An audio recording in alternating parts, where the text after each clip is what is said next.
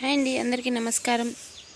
ఈరోజు మన వీడియోలో ఏళ్ళనాటి శని వదిలిపోయి అదృష్టం పట్టబోయే 4 రాసుల గురించి తెలుసుకుందాం. ఆ రాసులు ఏవో ఇప్పుడు ఈ వీడియోలో చూసేద్దాం.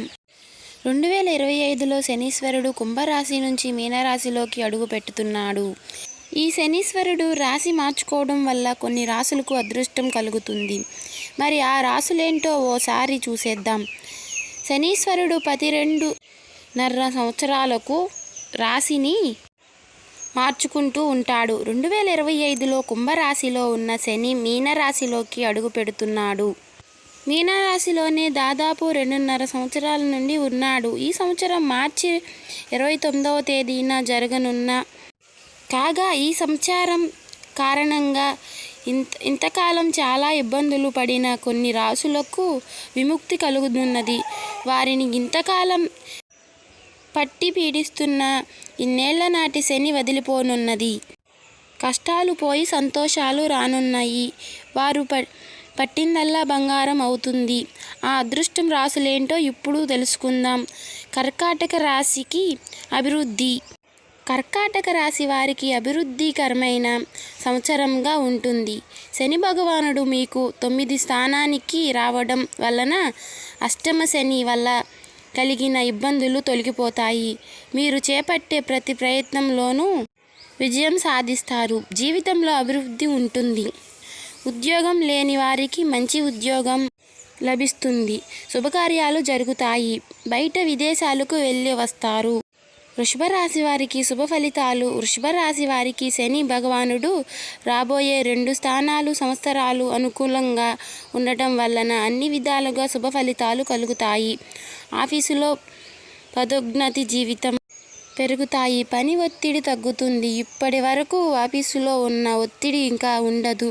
వ్యాపారంలో అభివృద్ధి, ఆదాయం పెరుగుతాయి.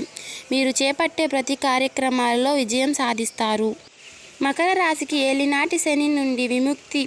ఏలినాటి శని నుండి మీకు విముక్తి లభిస్తుంది. ఇప్పటి వరకు ఏలినాటి శని వలన పడిన కష్టాలకు ఫలితం దక్కుతుంది. జీవితంలో మీకు ఇక అభివృద్ధి వైపుణ్యం ప్రయాణిస్తారు.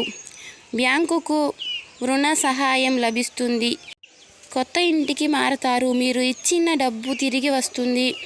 అనారోగ్యం మెరుగుపడుతుంది. శని భగవానుడు ఇక మిమ్మల్ని ఉన్నత స్థితికి తీసుకువెళతాడు. తులారాశి వారికి విజయాలు ప్రారంభం.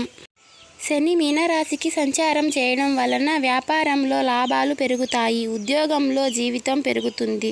పదోన్నతి లభిస్తుంది. దీర్ఘకాలిక వ్యాధుల నుండి విముక్తి లభిస్తుంది. ఇప్పటి వరకు